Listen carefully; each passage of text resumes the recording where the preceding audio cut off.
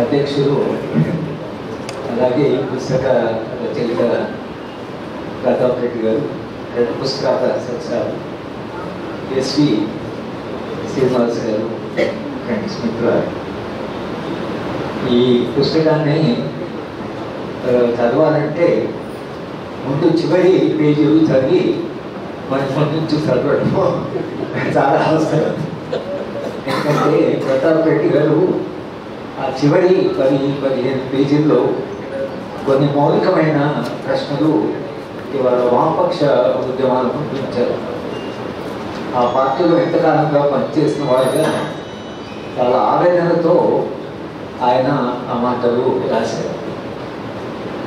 ఈ వామపక్షాల మధ్యన ఒక ఐక్యత వస్తుందా? ఐక్యత ఎలా సాధ్యం? ఐక్యత లేకుండా మనం ఎంత నష్టపోయాం? సమాజానికి ఒక ఐక్యత ఎంత అవసరం అనేటువంటి ప్రశ్నలు వారు ఈ పుస్తకంలో ఒక ఉద్యమంలో వామపక్ష పార్టీలో భాగంగా జీవితకాలం అంతా ఉంది. ఇవాళ కొన్ని పార్టీలను కాస్త ఇబ్బందికరమైన ప్రశ్న లేదు, కానీ మనందరం అడుగుతున్న ప్రశ్న. కె శ్రీనివాస్ గారు కూడా తన రచనలో ఆయన ఆవేదన అయినప్పుడల్లా ఈ ప్రశ్న అడుగుతూ ఉంటారు. వామపక్ష పార్టీలు ఇప్పుడున్న చారిత్రక సందర్భంలో, సరే గతాన్ని కూడా 100 ఏళ్ళ చరిత్ర, ఇప్పుడున్న చారిత్రక సందర్భంలో సామ్రాజ్యవాదము ఇంత దూకుడుగా మొత్తం ప్రపంచానికి, ట్రంప్ అయితే ఇప్పుడు పాత ఎంపీలిజం, కొలోనియలిజం గుర్తొస్తుంది. కెనడా అమెరికాలో కాదు, గాజాను ఆక్యుపై చేస్తున్నప్పుడు మెక్సికో గురించి చెప్తున్నారు. అంటే 20వ శతాబ్దంలో ఇంపీరియలిజం ఎలాంటి రూపం తీసుకుంటుందో దానికి ఒక పరాకాష్ట ట్రంప్ గెలవడము, ట్రంప్ మాట్లాడుతున్న పద్ధతి, ఆయన వ్యక్తిగత చరిత్ర. సామ్రాజ్యవాదము ప్రపంచాన్ని కబళిస్తున్నప్పుడు దానికి ప్రత్యామ్నాయం ఏమిటి? ఇక నవ్య ఆర్థిక విధానం అంటే న్యూలిబరలిజం అని అంటే అది చేస్తున్నటువంటి విధ్వంసం సాధారణ విధ్వంసం కాదు. ప్రకృతి విధ్వంసము, మనిషి విధ్వంసం, మానవ సంబంధాలు అనే విధ్వంసం. మనం రోజు జరుగుతున్న హింస పత్రికలో చదివితే చంపుతున్న పద్ధతుల్లో కూడా, చంపితే చంపేవాళ్ళు ఆత్మహత్య చేసుకునేవాళ్ళు బహుశా చరిత్రలో అక్కడక్కడ సంఘటన ఉండొచ్చు, కానీ ఇప్పుడు చంపుతున్న పద్ధతులు చూస్తే మనిషి ఏ స్థాయికి దిగజారాడు లేదా ఎంత విధ్వంసానికి అవుతున్నాడో స్పష్టంగా మనకు కనిపిస్తుంది.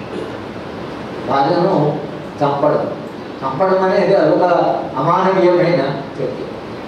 చంపి ఆ ముక్కలుగా కోసి ప్రెషర్ కుక్కర్లో పెట్టి ఉడికించి, అంటే మనిషి అసలు మనిషికి ఉంటే స్పృహ కానీ, జ్ఞానం కానీ, మానవత్వం కానీ ఉన్నాయా? అవి ఏమైపోయాయి? మానవ సంబంధాలు ఎట్టుకెంత విధ్వంసానికి కూడా అవుతున్నాయి. ఇది ఈ నూతనంగా వస్తున్న ఆర్థిక విధానంలో భాగంగా ఇవాళ మనిషి విధ్వంసం అనేది జరుగుతున్నది. ఈ మనిషి విధ్వంసాన్ని మనం భద్రతలు చూస్తున్నాం, కానీ దీన్ని ఎలా స్పందించాలి? ఒక మార్క్సిస్ట్ అవగాహన నుండి ఒక నూతన మానవుడు, నూతన సమాజం కొరకు స్వప్నం కనుక్కున్న వామపక్ష పార్టీలు ఈ మానవ సంబంధాల విధ్వంసాన్ని ఎలా చూడాలి? ఈ విధ్వంసానికి మూల కారణాలు ఎక్కడున్నాయి? ఎందుకు మనిషి ఇట్లా దిగజారిపోతున్నాడా, అమానుషంగా మారుతున్నాడా, అమానవీయంగా మారుతున్నాడు? ఎందుకనే ప్రశ్నలు బహుశా మానవ చరిత్రలో మొదటిసారిగా పూర్తి కోల్పోతున్నాయి. భూస్వామ్య వ్యవస్థలో కొన్ని కాకుండా కొన్ని సంబంధాలు, ఒక ఉమ్మడి కుటుంబం, ఒకరొకరు చూసుకోవడం, ఒక కమ్యూనిటీ లైఫ్, దాంట్లో ఉండే సంబంధాలు వాడుకుంటే పరిమితులు ఉన్నాయి. కానీ మనిషి ఇలా కూలిపోవడం అనేది బహుశా మరి గతంలో నా చరిత్రలో తెలియలేదు, కానీ ఇప్పుడైతే స్పష్టంగా బాగా మా 78 ఏళ్ళ జీవితంలో నేను మొదటిసారిగా ఈ మొత్తం రోజు జరుగుతున్న సంఘటన, తల్లి పిల్లల సంబంధం అనేది అది ఎంత ప్రేమాస్పదమైన సంబంధం ఏదైతుందో, మా నాగర్కర్నూలు జిల్లాలో మహిమూర్లో తల్లి 4 పిల్లలు తీసుకెళ్ళి కృష్ణానదిలో ఒకరి తర్వాత ఒకరిని పడేసి తాను కూడా దూకి చనిపోయింది. ఇప్పుడు తల్లు తరఫున పిల్లలను చంపి తెస్తున్నారు. ఏమైంది కారణం? నా దృష్టిలో ఈ పిల్లలు ఎవరు చూసుకోరు. తను చనిపోయిన తర్వాత అంతకుముందు పోతే మామూలు చూసుకుంటారు, అమ్మలు చూసుకుంటారు, వెళ్ళి సంపర్కం అమ్మమ్మ చూసుకుంటే నాయనమ్మ ఏదో ఒక విశ్వాసం. ఇప్పుడు తల్లికి బాధ ఏంటంటే ఈ పిల్లలు నేను చనిపోతే ఈ పిల్లలు అనాథలు అయిపోయి ఎవరు పట్టించుకొని పిల్లలు అయిపోతారు అనేటువంటి ఒక భయంతో పిల్లలను చంపి తల్లి చేస్తున్నారు. తల్లి ప్రేమ గురించి మనం సాహిత్యము దాని గురించి మనం చదివిన సాహిత్య రచన కానీ చరిత్ర కానీ ఇప్పుడున్న పరిస్థితిలో ఇక సామ్రాజ్యవాదము అది చేసే దాడి అది చేస్తున్నారు. చాలా సందర్భాల్లో మనము మాట్లాడుకున్నట్లు సామ్రాజ్యవాదానికి లేదా ఇప్పుడు వస్తున్న ఆర్థిక విధానానికి పెట్టుబడి విధానానికి కూడా తేడా. ఇది కూడా మనం గమనించాలి. ప్రధాన రెడ్డి గారి ప్రశ్నలకి కొన్ని ప్రశ్నలు మనము జత చేసి మాట్లాడవలసింది ఏంటంటే సామ్రాజ్యవాదము లేదా ఈ అభివృద్ధి నమూనా స్పష్టంగా ఒక మాట చెబుతున్నారు. పెట్టుబడిదారీ వ్యవస్థకు స్వప్రయోజనం, స్వప్రయోజనం పాటు ఆడమ్ స్మిత్ మారల్ సెంటిమెంట్స్ అంటారు. ఒక నైతిక విలువలు కూడా ఉండాలి అని ఆడమ్ స్మిత్ రాశాడు. ఇప్పుడు ఆండ్రాయిడ్ స్కూల్ అని ఒక స్కూల్ వచ్చింది. వాళ్ళు ఏమంటారంటే మనిషి స్వార్థపరుడు, స్వార్థపరుడునే జీవించాలి, ఇట్ డిపెండ్స్ ఆఫ్ సెల్ఫిష్నెస్ అని పుస్తకాలు వస్తున్నాయి. స్వార్థం అంటే ఎంత గొప్పది, స్వార్థపరుడు ఎంత ఉన్నతమైన మనిషి, ఎంత సమగ్రమైన మనిషి. స్వార్థం లేనివాడు, ఇతరుల మీద జాలిపడేవాడు వాడు సంపూర్ణ మనిషి కాదు. సంపూర్ణ మనిషి అంటే తనకు జీవించేవాడే సంపూర్ణ మనిషి. ఇది డెఫినేషన్, దాని పునాది. ఒక పునాది. మేము కూడా ఆటోమిస్టిక్ ఇండివిజువల్ ఇవన్నీ చెప్తుండేవాడు.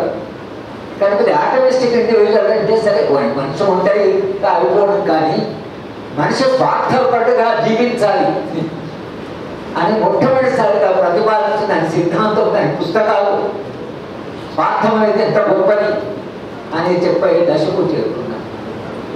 మార్క్స్ ఏమో మానవుడు సామూహిక జీవి, సంఘజీవి, సమిష్టి తత్వం, మనుషులంతా కలిసి జీవించాలి, ఒక నూతన మానవుడు, ఒక మల్టీ డైమెన్షనల్ హ్యూమన్ బీయింగ్, ఒక పార్శ్వాత్మ మనిషి, భిన్నమైన పనులు చేసి మంచి ఆనందాన్ని పొందాలి, సంపూర్ణంగా సంతృప్తిగా మనిషి జీవించాలి. ఈ ప్రపంచంలోకి వచ్చి పుట్టి చనిపోయే ముందు కూడా ఎంత బాగా జీవించాను, ఎంత అర్థవంతంగా జీవించాను అని మనిషి అలా చనిపోవాలి. కానీ ప్రశ్న ఇప్పుడు ఏమైందంటే మొత్తంగా జీవించే విధానంలోనే మార్పు వచ్చి ప్రపంచం ఎందుకు వచ్చామా అనేటువంటి బాధ కలిగించేటువంటి ఒక సందర్భంలో మనం జీవిస్తున్నాం. కనుక మార్క్స్ రచనలు కానీ, మార్క్స్ చేసిన విశ్లేషణ కానీ, మార్క్స్ వెళ్ళిన పునాది కానీ ఇవాళ వాటి అవసరం బహుశా గతం కంటే ఎక్కువ. ఒక మార్క్సిస్ట్గా ప్రతాప్ రెడ్డి గారు 100 ఏళ్ల చరిత్ర చెప్పారు. ఈ 100 ఏళ్ళలో ఏం జరిగింది, ఏమేమి జరిగింది, ఎంత ఘటనలు జరిగాయి, ఎంత సంఘర్షణ ఉంది, ఎన్ని విభేదాలు ఉన్నాయి, ఎన్ని రకాల ఉద్యమాలు జరిగాయి, స్వాతంత్రోద్యమ కాలం కూడా ఎన్ని రకాల ఉద్యమాలు జరిగాయి అనేటువంటి విషయాన్ని నేను చెప్పాడు. కమ్యూనిస్టు పార్టీ కూడా 1925 ప్రాంతంలోనే రష్యన్ రెవల్యూషన్ తర్వాత వచ్చింది కమ్యూనిస్ట్ పార్టీ. ఆర్ఎస్ఎస్ కూడా అప్పుడే ప్రారంభమైంది. అంబేద్కర్ ఉద్యమం కూడా అదే కాలంలో ప్రారంభమైంది. అంబేద్కర్ ఉద్యమము అదొక ఊపు వచ్చేసి వాళ్ళు అంబేద్కర్ రివర్స్ గురించి విస్తృతమైన చర్చ జరుగుతున్నాయి. అంబేద్కర్ గురించి ప్రతాప్ రెడ్డి గారి పుస్తకంలో ఒక పాసింగ్ రెఫరెన్స్ ఉంది. కానీ అంబేద్కర్ ఉద్యమము లేదా అంబేద్కర్ ఆలోచన విధానానికి అది రాను రాను దానికి ఒక రకమైనటువంటి స్ఫూర్తి, దానికి ఒక రకమైనటువంటి ఒక వర్గానికి లేదా అనిసపడ్డ వాళ్ళు అంబేద్కర్ను ఒక ఐకాన్గా తీసుకొని వాళ్ళు ముందుకు పోతున్నారు.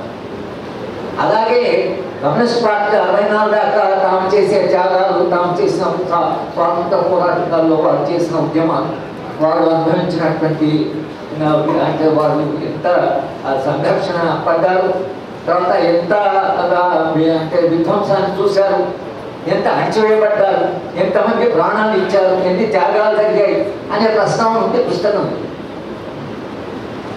కానీ ఆ కమ్యూనిస్టు పార్టీలు ఏవైతే త్యాగాలు చేసి ఒక నూతన సమాజ నిర్మాణం చేస్తాము అనేటువంటి స్వప్నం ఏమైంది? ఇవాళ మనం ప్రశ్న అడిగ తప్పదు. వామపక్ష పార్టీలకే ఆ మోరల్ అథారిటీ ఉంది. ఐడియాలజికల్గా మార్క్స్ను చదివిన వాళ్ళు, మార్క్స్ను అర్థం చేసుకున్న వాళ్ళు మార్క్స్ను ఒక పార్టీ, ఆ పేరు మీద వచ్చిన పార్టీ, ఆ పార్టీలు వాళ్ళ ఈ ఐడియాలజికల్ ఏదైతుందో మార్క్స్ మనిషి గురించి ఎట్లా మాట్లాడాడు, ఎలాంటి మనిషి కావాలన్నాడు అనే ప్రశ్నలు నాకు ఇప్పుడు మోస్ట్ రెలవెంట్గా అనిపిస్తున్నాయి. కానీ ఇవాళ మనం ఆలోచించే ప్రతాప్ రెడ్డి గారు ఆ జోలికి పోలేదు. కానీ ఒక మతోన్మాద పార్టీ, మతతత్వ పార్టీ 1925లో ప్రారంభంగా అధికారంలోకి వచ్చింది. 50 ఏళ్ల కమ్యూనిస్టు చరిత్ర, 100 ఏళ్ల కమ్యూనిస్ట్ చరిత్ర అని మాట్లాడుతున్నప్పుడు ఈ మావోయిస్ట్ పార్టీ 50 ఏళ్ల మావోయిస్ట్ పార్టీ అయినప్పుడు టీవీ ఛానల్లో చర్చ జరిగితే ఒక దళిత అబ్బాయి అతను చర్చకు వచ్చాడు. అబ్బాయి దళితుడే, కానీ వాళ్ళ భావజాలానికి ఆర్ఎస్ఎస్ ఆ భావజాలానికి చెందిన పీకోడు. ఒకే ప్రశ్న నన్ను అడుగుతున్నాడు, మీరు మా పార్టీ లేదా తమ ఆర్ఎస్ఎస్ ఇద్దరం ఒకే దాదాపు ఒకే స్థలం ప్రారంభమైన, మేము అధికారం కోసం మేము మొత్తం కూలిపోయారు ఎందుకు? చాలా కష్టమైన ప్రశ్న. ఎందుకు మీరు ఇంత విశ్వాసమైన మాట్లాడుతున్నాం కదా, మీ పార్టీ ఎక్కడ ఉంది, మేము ఎక్కడ ఉన్నాం? మన సమాధానం ఏంటి? మనం ఎందుకు ఎక్కడ ఉన్నాం, వాళ్ళు అంత అధికారం ఎక్కడ కలిగారు? ప్రతాప్ రెడ్డి గారు ఆ విశ్లేషణలోకి వెళ్ళేది. ఆయన ఒక నేరేషన్ లాగా చెప్పాడు, ఏం జరిగింది 100 ఏళ్లలో అని చెప్పారు. కానీ ఎందుకు జరిగింది అనే దానికి ఆయన ఎక్కువగా వెళ్ళి లాస్ట్లో చివరిగా ప్రశ్నలు అడిగారు చివరికి. కానీ మొత్తం విశ్లేషణలో సంఘటన చెప్తూ వెళ్ళారు. ఈ 100 ఏళ్ల చరిత్ర ఇవాళ సారి మళ్ళీ వచ్చే తరానికి, ఇప్పుడుండే యువతరానికి ఇది చరిత్ర, కమ్యూనిస్ట్ పార్టీల చరిత్ర ఇది. ఎంత త్యాగం చేశారు, ఎంత పోరాటం చేశారు అనేది ఆయన స్పష్టంగా చెప్పారు. కానీ మనం ఎక్కడ విఫలమయ్యాం? ఒక ఉన్నతమైన మానవ ప్రత్యామ్నాయాన్ని ప్రతిపాదించి మార్క్స్ తన వ్యక్తిగత జీవితంలో అనుభవించినటువంటి బాధ అనుభవించిన ఆయన వేదన ఉందో అది మనం వర్ణించరాని. పిల్లలు చనిపోతున్నారు, ఇళ్ల నుంచి ఎడగొట్టారు, దేశాల నుంచి తరిమివేశారు. ఏం చేసినా తాను కనుక్కున్నటువంటి సత్యాన్ని దాన్ని పట్టుకొని క్యాపిటల్ అండ్ లవ్ అనే ఒక పుస్తకం మీద ఎంతో దినే మార్క్స్ జీవిత కథ, అది చదివితే మనకు ఎంత అప్సెట్ అయిపోతుందంటే కళ్ళ నీళ్ళు వస్తాయి. ఆమె ఎంత వేదన అనుభవించింది. ఆమె నిరంతరంగా మార్క్స్ను పట్టుకోవడానికి మార్క్స్ ఎట్లా ప్రవర్తించినా పట్టుకోవడానికి ఏంటంటే ఈయన ఒక ప్రత్యామ్నాయ సమాజ స్వప్నం ఉంది, ఈయన దగ్గర ఒక విశ్వాసం ఉంది, ఇది భవిష్యత్తును నిర్ణయించబోతున్నది. కనుక ఇలాంటి మనిషి ఏ ప్రతిపాదన చేస్తున్నది మానవ చరిత్రకు అవసరం. కాబట్టి ఈ మనిషితో నిలబడాలి, ఎంత కష్టమైనా సరే తాను నిలబడాలి. అంటే ఆమె ఎంత ఇన్స్పైర్ అయిందో మార్క్స్ చేత, వ్యక్తిగతంగా ఎంత ఇన్స్పైర్ అయిందో, ఐడియాలజికల్గా ఎంత ఇన్స్పైర్ అయిందో. అట్లా ఇన్స్పైరింగ్ ఐడియాలజీ ఇవాళ ఏమైంది? దీనికి ప్రతాప్ రెడ్డి గారు నేను అనుకోవడం ఏంటంటే 2-3 అంశాలు మీ పుస్తకంలో నుంచి ప్రధానంగా మనము చర్చించవలసినవి. ఒకటి, సరే ఈ విభేదాలు ఎందుకు ఉన్నాయి? 1964 దాకా పార్టీలు కలిసే ఉన్నాయి, కానీ 1964 తర్వాత పార్టీ చిలిపోయింది. ఒకటి, కమ్యూనిస్ట్ పార్టీ దేశంలో సోవియట్ రెవల్యూషన్కి ఇన్స్పైర్ అయ్యారు. ఇన్స్పైర్ అయ్యాను కానీ కమ్యూనిస్టు భావజాలం లేదా మెథడాలజీ, భావజాలం అంటే methodology, method of understanding. Marks కూడా అన్నాడు, వచ్చే తరాలు నా మీద చాలా ఇంప్రూవ్ చేస్తాయి అని ఆయన ఒక మాట అన్నాడు. నేనే అంటారు సర్వస్వం చెప్పడం, ఇంకా వచ్చే తరాలు నన్ను మళ్ళీ లేదా ఈ భావజాలాన్ని విస్తరిస్తాయని అన్నాడు. కానీ భారతదేశ కమ్యూనిస్ట్ పార్టీ చరిత్ర చూస్తే చరిత్రలో ఒక్కసారి ప్రెసిడెంట్ వర్కర్స్ పార్టీ అని ఒక ప్రస్తావన ఉంది, కానీ వ్యవసాయ రంగాన్ని, రైతాంగాన్ని కమ్యూనిస్ట్ పార్టీ ఎక్కడో ఒక చోట ఎంత సీరియస్గా పట్టించుకోవాలో అంత సీరియస్గా మనం పట్టించుకోలేదు. అది అక్కడ అది మావోయిస్టులు పట్టగలిగారు. ప్రెసిడెంట్లీ కూడా రెవల్యూషనరీ పొలిటిషియల్ ఉంటుందని మావు పట్టగలిగారు. కానీ మన దేశంలో వామపక్ష పార్టీ ఇది వర్కర్స్ అనేటువంటి దాంట్లో అందుకని బాంబే వర్కర్స్ స్ట్రైక్ మనకు చాలా మీద మన ట్రేడ్ యూనియన్స్ మీద వర్కర్స్ మీద మనకు చాలా విశ్వాసం. కానీ వాళ్ళ సంఖ్య ఎంత, వాళ్ళు అర్బన్ బేస్డ్ సంఖ్య వాళ్ళు ఎంత 78% ఇప్పుడు తగ్గినట్టు వస్తున్నాడు. 78% కూడా రైతాంగమే. రైతాంగ పోరాటం లేకుండా, రైతాంగం యొక్క మొబిలైజేషన్ లేకుండా కమ్యూనిస్ట్ పార్టీ ఎక్కడో బలహీనపడడానికి అది కారణం అని అనుకో. ఎందుకంటే వర్కింగ్ క్లాస్ మన దగ్గర చాలా లిమిట్. ఇప్పుడు కూడా 3% ఆర్గనైజ్ వర్కింగ్ క్లాస్. ఇక ట్రేడ్ యూనియన్ ఉద్యమం మన దేశంలో చూస్తే మీరు బాంబే ట్రేడ్ యూనియన్ మూవ్మెంట్ గురించి చెప్పారు, నావిక నేవీలో వచ్చిన రిబేలియన్ గురించి చెప్పారు. కానీ ఈ వర్కింగ్ క్లాస్ ఇవాళ మీరు ఆ వర్కింగ్ క్లాస్ నేచర్ చూస్తే ఉన్నాడు 8 ట్రేడ్ యూనియన్స్ నన్ను పిలిచి మాట్లాడమన్నారు. అయితే మీరు 8 ట్రేడ్ యూనియన్స్ ఉన్నారు, కామన్ అంటే మీ మధ్యాహ్నం ఇంపార్టెంట్ 97% అనార్గనైజ్ వర్కర్స్ ఉన్నారు. ఈ అనార్గనైజ్ వర్కర్స్ని మీరేం చేస్తున్నారు, ఏ నెగోషియేషన్ చేసినా వాళ్ళని పట్టించుకోరు. మనం వర్కింగ్ క్లాస్ మీద ఎక్కడో ఒక నమ్మకం పెట్టుకొని మొత్తంగా ఒక రెవల్యూషనరీ ప్రాసెస్ కూడా పనికొస్తారు. వాళ్ళే ఒక సాధనం అనుకున్నాను. కానీ ట్రేడ్ యూనియన్స్ నిర్వహించిన పాత్ర వాళ్ళు నిర్వహించలేదు. రైతాంగ పోరాటాలు వాళ్ళు అనుభవిస్తున్నటువంటి బాధలు, కష్టాలు, కరువు, అప్పులు అది నిరంతరంగా మేము అగ్రికల్చర్ ఎకనామిక్స్ 1960లో చదివేటప్పుడు farmer takes birth in loans and dies in loans అని మా అగ్రికల్చర్ ఎకనామిక్స్ చెప్పి ఆ టీచర్ మాకు చెప్పేవాడు. రైతు అప్పులతో కొడతాడు, రైతు అప్పులతో. ఇది ఎప్పుడో ఆయన చెప్పింది. నేను 1940 చదవచ్చు, నేను గ్రాడ్యుయేషన్ చదివాను. రైతు అప్పులో కొడతాడు, అప్పులో వస్తాడని అప్పుడు అంటున్నాం, ఇప్పుడు అంటున్నాం. రైతాంగానికి ఉండేటువంటి ఆ సమస్యలు ఏవైతే ఉన్నాయో వాళ్ళని మొబిలైజ్ చేయడం అనేది ఎందుకు వామపక్ష పార్టీలు విస్మరించాయి అన్నది ఒక కారణం. మార్క్సిజాన్ని ఎంత క్రియేటివ్గా మనం అన్వయించాలో బహుశా అంత క్రియేటివ్గా, అంత సృజనాత్మకంగా మనం అన్వయించలేదు. ఇప్పుడు మీది పుస్తకాన్ని చదివి రిట్రాస్పెక్టివ్ అప్పుడే రావాల్సిన ప్రశ్న, కానీ ఇవాళ మీ పుస్తకం నుంచి వచ్చే ఒక ప్రశ్న ఇది. రెండోది బహుశా శ్రీనివాస్ గారు నాకంటే ఇంకా బాగా చెప్పగలరు. ఒకటి కల్చర్ను పూర్తిగా ఇగ్నోర్ చేయడం, సాంస్కృతిక విలువల్ని, మతాన్ని, మత విశ్వాసాలని, మూఢ నమ్మకాలని వీటిని పూర్తిగా మనం విస్మరించాం. ఎక్కడ కూడా మనం కల్చర్ ఒక ఇంపార్టెంట్ అని మనం అనుకోవాలి, అది సూపర్ స్ట్రక్చర్ అని అనుకున్నాం. ఇప్పటికీ అలాగే అనుకుంటున్నాం. ఆర్ఎస్ఎస్ కానీ వాళ్ళు కానీ చేసిన వాడు అక్కడికి వెళ్ళిపోయారు. ఆ కల్చరల్ రిసోర్స్ ఒకటి సమాజంలో చాలా ఉంది, అది 100 సంవత్సరాలుగా. సరే అది మానవ విశ్వాసం కావచ్చు, మనకి చావు, ఎక్కువ మనిషి చనిపోతాడు, తెలియకపోతున్నా ఏ విశ్వాసమైనా కావచ్చు. కానీ ఆ విశ్వాసాన్ని ఇవాళ వాళ్ళు రాజకీయం చేయగలిగారు. ఒక విశ్వాసాన్ని విద్వేషంగా మార్చగలిగారు, ఒక విశ్వాసాన్ని పొలిటిసైజ్ చేయగలిగారు. ఆ విశ్వాసం మీద ఇవాళ రాజ్యాధికారానికి వచ్చారు. కల్చర్ బహుశా ఏషియాకు 3 డిబేట్ జరిగింది. ఆ విధంగా గ్రామ్సీ కూడా తన రచన హెగ్మోనీ ఆయన కొంత మార్క్సిజాన్ని ఇంకా కాస్త విశ్లేషిస్తూ చెప్పాడు కల్చర్ గురించి. మనము కల్చర్ని ఎందుకు పట్టించుకొని ఒక ప్రశ్న. ఇప్పుడు ఏం చేస్తాము, వాళ్ళు కల్చరల్ రూట్ ద్వారా కింద దాకా వెళ్ళిపోయారు. కల్చరల్ సింబల్ ద్వారా మొబిలైజ్ చేయగలుగుతున్నారు, పీపుల్ రెస్పాండ్ అవుతున్నారు, దాన్ని స్పందిస్తున్నారు. ఢిల్లీ ఎలక్షన్ చూసాం మధ్యతరగతి. మేము కనీసం మా జనరేషన్లో ప్రోగ్రెసివ్గా ఉండే శ్రీనివాస్ గారు వీళ్ళు కూడా ఆ జనరేషన్లో కూడా వాళ్ళందరూ అటువంటి నిఖిలేశ్వర్ గారు వీళ్ళందరూ ఎట్లా స్పందించిన వాళ్ళే మధ్యతరగతి. ఏ మధ్యతరగతి అయితే ప్రోగ్రెసివ్ రోల్ ప్లే చేస్తున్నాం అనుకున్నారో ఇట్ హాస్ బికమ్ రియాక్షనరీ. సడన్గా అది ఫ్యాసిజం యొక్క బేస్ అయిపోయింది. ఈ 3 కోట్ల మందికి ఇన్కమ్ ట్యాక్స్ రిలాక్సేషన్ 3 కోట్ల మంది 3 కోట్ల మందికి ఆ 3 కోట్ల మంది ఫ్యాసిజానికి బేస్ వాళ్ళు కనుక ఫ్యాసిజం పునాలు ఎక్కడ ఉంది వాళ్ళ మధ్యతరగతిలో. యూరోప్ మధ్యతరగతి కొంత డెమోక్రసీ రోల్ ప్లే చేసింది, కనీసం లిబరల్ డెమోక్రసీ.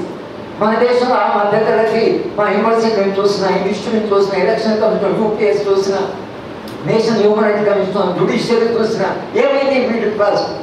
చంద్రచూడ్ మీద కార్వాన్ వాడు ఒక పెద్ద ఇష్యూ వేశాడు. చంద్రచూడ్ ఎట్లా ప్రవర్తించాడు, చంద్రచూడ్ హార్వర్డ్లో కాన్స్టిట్యూషన్ మీద ఆయన పిహెచ్డి చేశాడు, రాజ్యాంగం మీద పిహెచ్డి చేశాడు కాబట్టి ఆయన చీఫ్ జస్టిస్ అయితే ఆయన రాజ్యాంగ విలువల మీద సమగ్రమైన అవగాహన ఉంది కాబట్టి రాజ్యాంగాన్ని కాపాడాలని మనం అనుకున్నాం. మనము చంద్రచూడ్ 2.5 సంవత్సరాలు ఏం చేశాడు?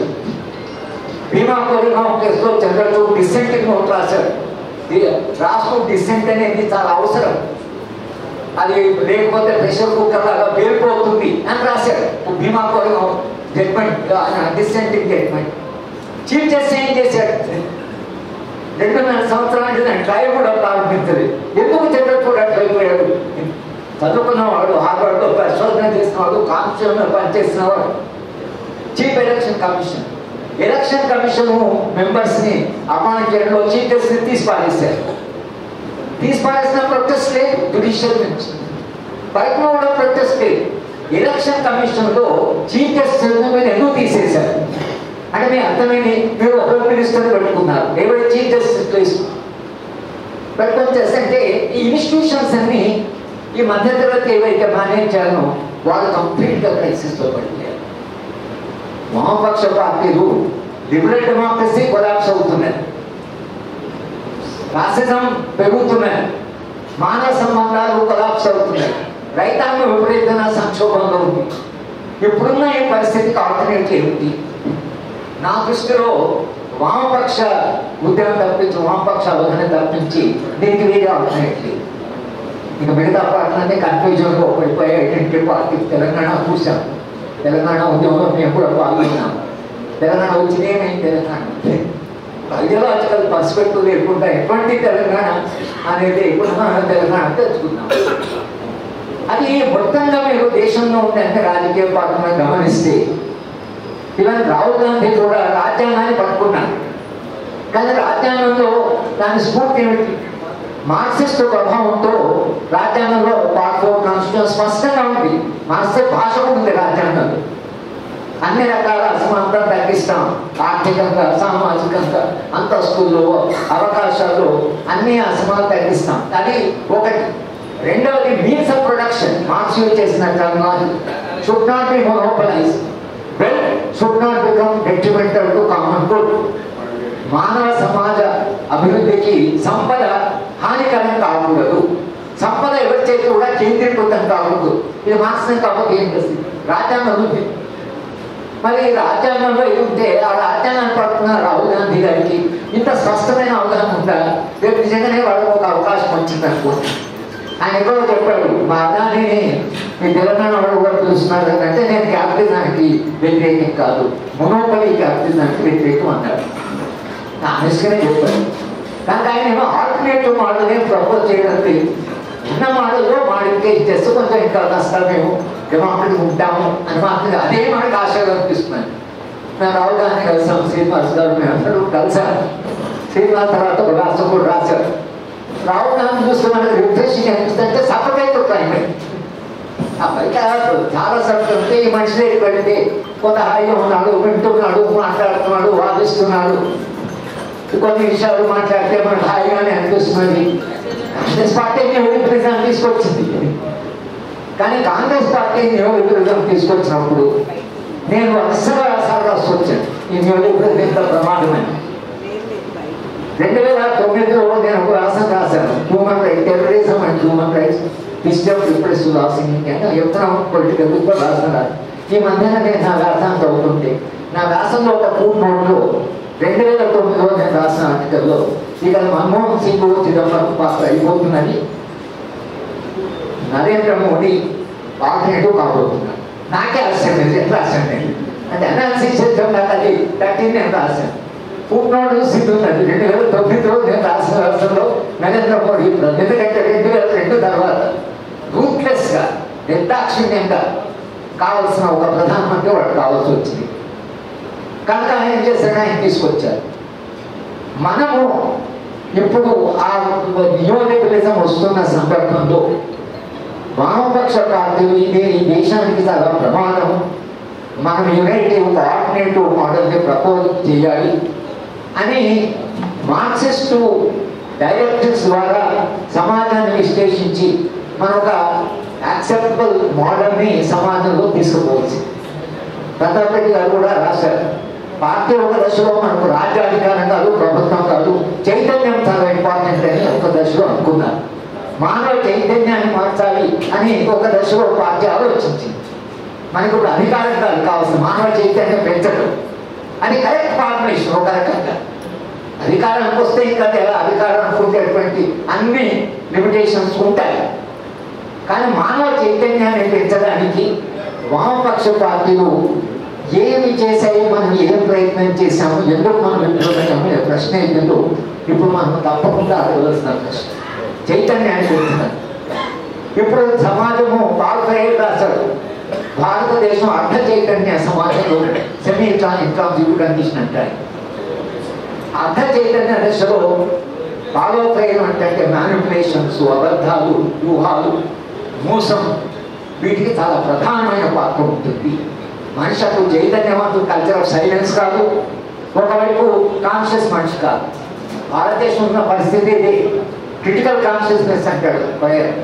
ఆ క్రిటికల్ కాన్షియస్నెస్ రాలి, అది వస్తే ఈ పార్టీలన్నిలో క్రిటికల్ కాన్షియస్ కాదు. పోనీ మనిషి చైతన్యంగా ఉంటా, చైతన్య అట్లా కూడా కాదు, చైతన్య రహితంగా ఉంటుంది, ఆ పరిస్థితి వేరు ఉంటుంది. కానీ చైతన్య రహితమైన మనిషి అర్ధ చైతన్య దృష్టిలోకి వచ్చాడు. అర్ధ చైతన్య దశలో ఎలాంటి రాజకీయాలు ఉన్నాయి, ఎలాంటి మోసాలైనా, ఎన్ని అబద్ధాలని చెప్పినా అవన్నీ నడుస్తూనే ఉంటాయి.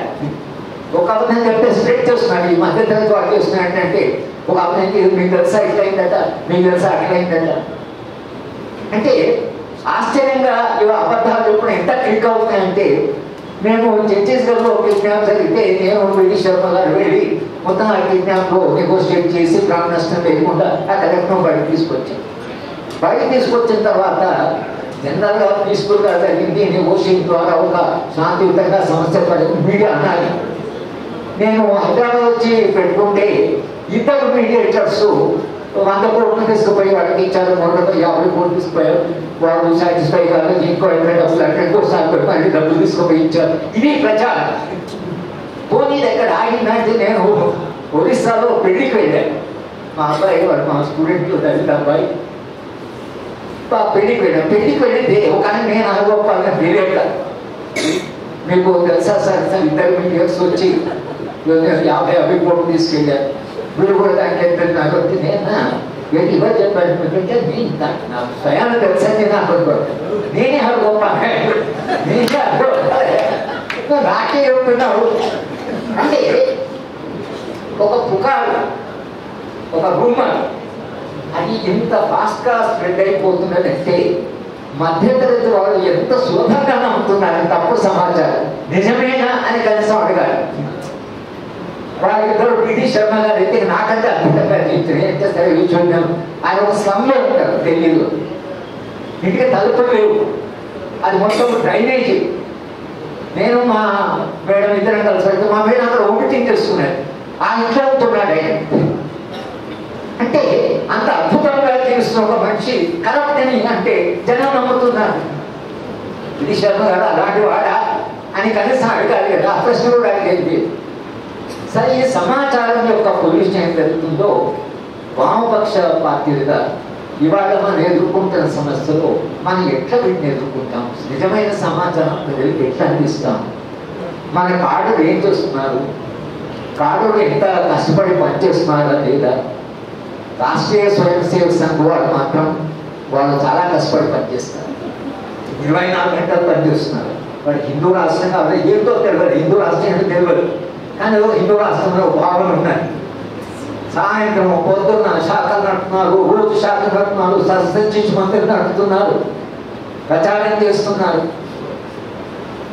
వామపక్ష పార్టీలకు ఉన్న కాడర్, ఆ కాడర్ మన విద్యార్థులు కానీ మన యువకులు కానీ కార్యకర్తలు కానీ గ్రామాల్లో మన ఎందుకు వారు చెప్పే హిందూ రాష్ట్రం కంటే మనం ప్రతిపాదించేటువంటి మానవీయమైన సమసమాజం అనేది ఏదైతుందో అంత ఉన్నతమైన ఒక స్వప్నము ఎందుకు మనము ప్రజలకి తీసుకెళ్ళిపోతున్నాం.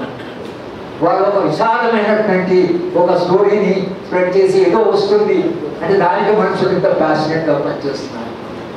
విశ్లేశ్వర్ కానీ శ్రీనివాస్ కానీ చెప్పాలంటే మనిషి నెగటివ్ ఐడియాలజీకి పనిచేస్తున్న కష్టంగా పాదుకైన గారికి పనిచేయడా లేదా మధ్యతరగతి అటువంటి ఏమన్నా ఉందా అర్థం కావట్లేదు. మాట్లాడు గారికి అర్థం కావట్లేదు. కానీ ఈ పుస్తకం దాని తర్వాత నాకేమిటంటే ఈ చరిత్ర, ఈ విభజనలు, తర్వాత భావజాలంగా విభేదాలు, ఇవి 100 ఏళ్ల చరిత్రలో పార్టీ చాలా ఆటుపోట్లు ఎదుర్కొంది, చాలా ఎత్తుపల్లాలు చూస్తున్నది. ఇవన్నీ చూసిన తర్వాత 100 ఏళ్ల తర్వాత ఇవాళ మనం అసెస్ చేసుకుంటే ఈ 100 ఏళ్ల చరిత్ర వెలుగులో, ఈ అనుభవంలో ఇవాళ మనం చేయవలసిన పని, ఈ 100 ఏళ్ళ నుంచి మనం ఏం నేర్చుకున్నాం, ఎక్కడ తప్పు చేశాం, ఎక్కడ పొరపాటు జరిగింది, ఎక్కడ మనం సరిగా రెస్పాండ్ కాలేదు. చరిత్ర అనుకరికి కదా, చరిత్ర చదివేది. ఎందుకంటే చరిత్ర నుంచి మనం పాఠాలు నేర్చుకుంటే, ప్రస్తుతాన్ని మనం అర్థం చేసుకుంటే భవిష్యత్తులో ఏం చేయాలి అనే ఒక స్వప్నం ఉంటుంది. అంటే గతాన్ని ఎదుర్కోవద్దు. అంటే నేను అప్పుడు హిస్టారికల్ మెథడ్ చెప్తుంటా మా స్టూడెంట్, నువ్వు ఎంత గతంలోకి వెళ్ళగలిగితే ఎంత భవిష్యత్తును చూడగలవు. అదే మార్క్స్ చేశాడు. చరిత్రని ఆదిమ మానవుడు నుంచి పోయి ఆధునిక మానవుడు కాదు, ఒక మానవీయ మానవుడు దాకా ఒక సుదీర్ఘ ప్రయాణం మార్క్స్ రాసిన రచనలు.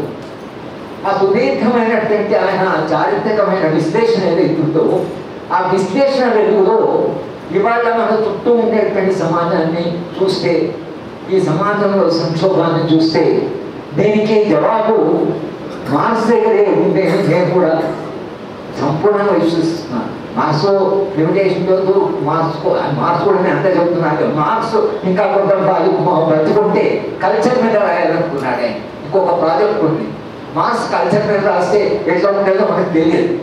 కానీ అంత సమయం లేకపోయినా క్యాపిటల్ వాల్యూ కూడా కొంత 17 ఏళ్ళు పట్టింది, సర్ప్లస్ వాల్యూ నేను కనుక్కోవాలి కదా. దీనికంతా బాధలు కూడా ఆరోగ్యం బాధించుకోవడం ఉన్నాయి, ఆయన కష్టాలు. కానీ కల్చర్ అనేది ఏదైతుందో అది సూపర్ స్ట్రక్చర్ బేస్ అనేటువంటి అంటే చాలా చర్చ మార్క్స్లో జరుగుతున్నాయి. కానీ ప్రతాప్ రెడ్డి గారి పుస్తకం ఇవాళ ఎవరైనా చదివినా వామపక్షపాతుందని చర్చ పెట్టి ఈ 100 ఏళ్లలో ఎక్కడెక్కడ మనం ఆటుపోట్లకు గురయ్యాము, ఎందుకు గురయ్యాం. అంతర్జాతీయంగా కమ్యూనిస్ట్ పార్టీ వచ్చిన విధాల నుంచి సార్ రాశారు, చైనా రాష్ట్రాలకు వచ్చినట్టు. కానీ చైనా రాష్ట్రాలు కూడా వెనక్కిపోయి ఇవాళ రాష్ట్రాన్ని ఉక్రెయిన్ మీద పడ్డది. చైనా చాలా ఆశ్చర్యమైన సాంఘాయి బ్రిక్స్ కాన్ఫరెన్స్కి వెళ్ళాను. ప్రతి ఒక్క పిల్లలు ఇద్దరు గ్రాడ్యుయేట్ స్టూడెంట్స్ మమ్మల్ని అవి చైనా షాంఘాయి చూపించడానికి వచ్చారు.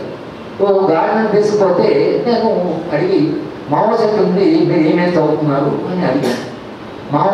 మావయ్య ఒకటి అడిగాను, ఇది మావయ్య ఒకటి. ఈ అమ్మాయిని అడుగుతున్నాడు మావయ్య ఒకటి. అదే ఇంకా మావు చేయడం అంటే సార్ మాకేంటి అది కరెన్సీ మీద ఆ మావు ఫోటో ఉంది, వాళ్ళ కరెన్సీ మీద. నేను ఆ కరెన్సీ తీసుకుంటే కూడా ఎవరు ఓ చైర్మన్ మావు, వాళ్ళు చైర్మన్ మావు అన్నాను. అని మీరు ఏం చదువుతున్నారంటే అది నాట్ రెలవెంట్, నేను ఎడ్యుకేషన్ చదువుతున్నా, నాది నాట్ రెలవెంట్. ఆయన అకౌంట్స్ మీద రాసిన ఉన్నాయి, ఇంకో ఆయన ఫిలాసఫీ ఏమో ఆయన ఏం రాసిన ఉంటాయి. అంటే మావో సెట్టింగ్ని మొత్తం సమాజాన్ని మార్చినవాడు. ఇండియాలో అట్లా ఉందా.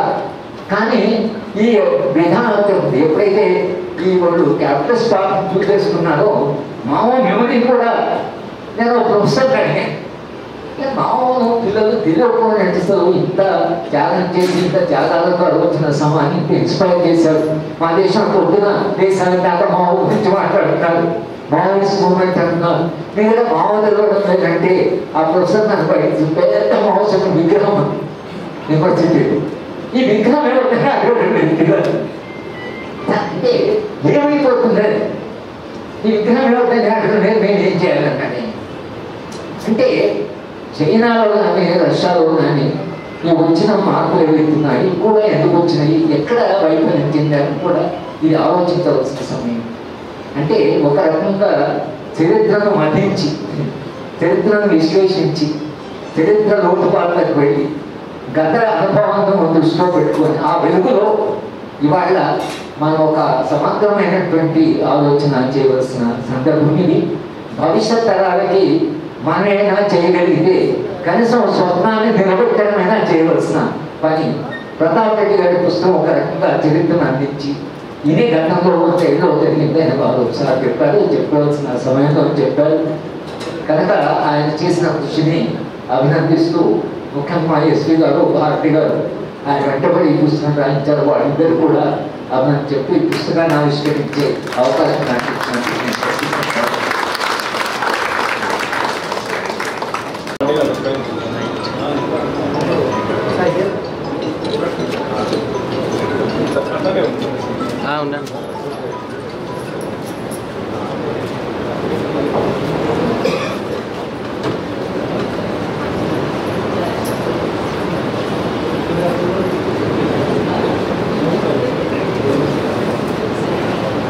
భారతీయ కమ్యూనిస్ట్ పార్టీ 100వ స్థానం ఆవిష్కరించిన ప్రొఫెసర్ రఘుబారి గారిని ప్రశ్నించవచ్చు.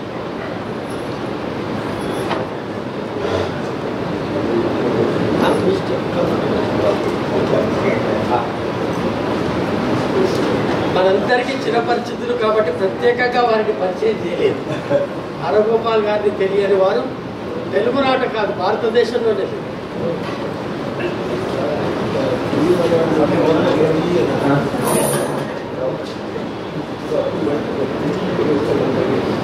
అధ్యక్షులు అలాగే పుస్తక రచయిత ప్రతాప్ రెడ్డి గారు, రెండు పుస్తకాల సంస్థలు ఎస్వి శ్రీనివాస్ గారు, ఫ్రెండ్స్ మిత్రులు,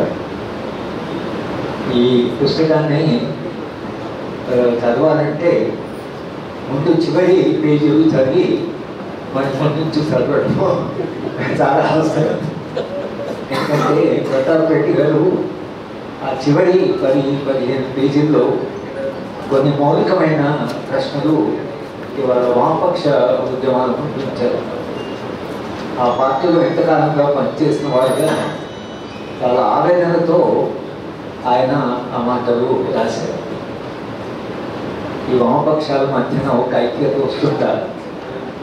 ఐక్యత ఎలా సాధ్యం? ఐక్యత లేకుండా మనం ఎంత నష్టపోయాం, సమాజానికి ఒక ఐక్యత ఎంత అవసరం అనేటువంటి ప్రశ్నలు వారు ఈ పుస్తకంలో ఒక ఉద్యమంలో వామపక్ష పార్టీలో భాగంగా జీవితకాలం అంతా ఉండి ఇవాళ కొన్ని పార్టీలను కాస్త ఇబ్బందికరమైన ప్రశ్న లేదు, కానీ మనందరం అడుగుతున్న ప్రశ్న. కె శ్రీనివాస్ గారు కూడా తన రచనలో ఆయన ఆవేదన అయినప్పుడల్లా ఈ ప్రశ్న అడుగుతూ ఉంటారు.